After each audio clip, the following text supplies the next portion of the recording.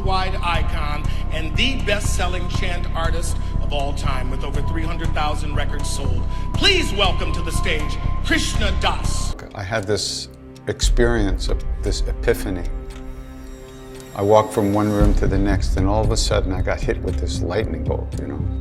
And I knew that if I did not sing, chant with people, I would never be able to clean out the dark corners and the shadows in my own heart.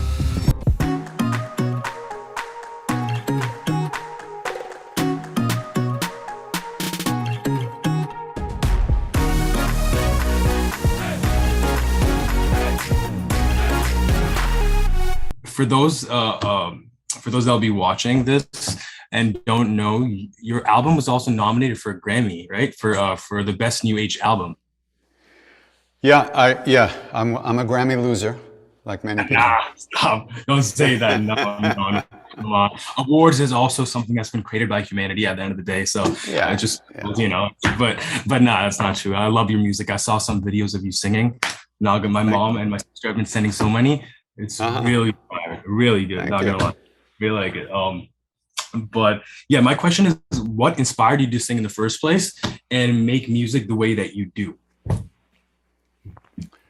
Well, I always loved music my whole life. You know, I would always sing, and I used to sing when I would walk to school. I would sing, "Oh, it's a beautiful day, and the sky is blue, and the trees." You know, like I would just make up stuff as I walked along. Same, me too. But then I'd been in bands and stuff like that, and you know, played guitar and stuff like that. But I'd left all that. When I met Ram Dass, I just dropped all that, and I really just, I knew what I wanted. I had to find Maharaj-ji, and then when I was with Maharaj-ji, that was it. I was home. Yeah. Then he sent me away, and then he left the body, and you know, and we had started chanting to him while we were with him physically, and it was our way of hanging out with him, of getting into his presence. So as time went on, I recognized that it could still be a way of entering his presence, even though he wasn't there physically. Wow. But you know, I was in pretty bad shape for many years after he left the body. I was very destroyed. And it took me over 21 years to start singing with people. It's not that I didn't sing at all. I sang a little bit, but in those days it was like rubbing salt in a wound. You know, it was too emotional. But then one day in my room in New York, I had this experience of this epiphany. I walked from one room to the next, and all of a sudden I got hit with this lightning bolt, you know. And I knew that if I did not sing, chant with people, I would never be able to clean out the dark corners and the shadows in my own heart. And that chanting was the only way that I had, the only thing that was given to me to do that. If I didn't do it, boom, I would sink and keep sinking. So, you know, when you could pretend you don't know something, but when you know something, you kind of know you know it, and you better get with the program sooner or later. So that's what happened. Yeah, no, wow. No, I relate to that a lot. That's really great. Wow. Well, you've said so much things that I have to now process all of this, but I would want to say, because a lot of other artists, a lot of other aspiring musicians are going to be probably watching this podcast. So for those who are also keen in finding, you know, that mystical connection between music and, you know, our humanity and spirituality, is there any few words of wisdom or whatever, anything you have to say for that? You know, it's tricky, this thing about music, because I don't even consider myself a musician. Mm-hmm. I'm a kirtanwala. I chant. That's what I do. Yeah.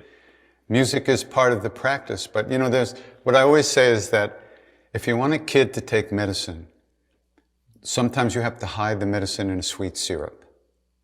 Yeah. In this case, the music is the syrup, but the medicine is the name. The medicine are the names of God, the names, you know. Yeah. And the music makes us, it gets our attention, it gives us some joy and some ease of heart.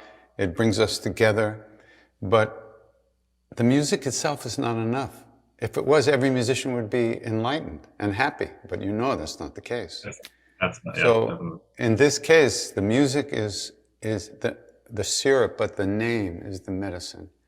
So that doesn't mean that, you know, you can't use music as a spiritual practice in itself, but it gets very subtle because most musicians that I know, and even the greatest musicians, they have access to this world of musical absorption. Yeah. And as a result, whenever shit comes up in their life, they go there and they don't deal with the shit. Yeah. That's a problem. That's a problem. And because it becomes then just a pleasure that doesn't last, which is good. It makes you feel good and you avoid the suffering temporarily. But it's not going to get you real happiness that lasts and doesn't go away. It's not solving like the root of the problem. It's not like, right. It's not, yeah. Wow. But Thank the you. name, you know, Maharaj-ji, Neem Karoli Baba used to say to us over and over, Ram Naam Karne Se Sab Pura Ho Jata Hai. Over and over he said this. And you know, he doesn't lie about those things. He lies about other things like, oh, I'm going away, I'll be back tomorrow, and then it's 3 months you don't see him, you know. Yeah. But the real stuff, Ram Naam Karne Se Sab Pura Ho Jata Hai, you know. Wow. Ram Se Sab Pura Ho Jata Hai. Karne se sab pura ho jate hai. So that's big time. And he said, repeat the name whether you feel like shit, whether you're happy, whether you're sad, whether you're angry, whether you're tired, whether you have no devotion or not. Keep repeating the name. He said, one of these days, you'll really call out and the real Ram will come. But we're practicing. You know, he said, go on, sing your lying Ram, your false Ram, you know, because you know, they say, don't they say, the name and what is named are not different. So in other words, if we really could say Ram or Krishna or Kali or Durga fully, with, you know, whatever that means, with, you know, really, boom, we would experience the reality, but we don't. Yeah. So that's why he used to say, go on, sing your fake Ram. One of these days, you'll really call out, and the real Ram will come, you know.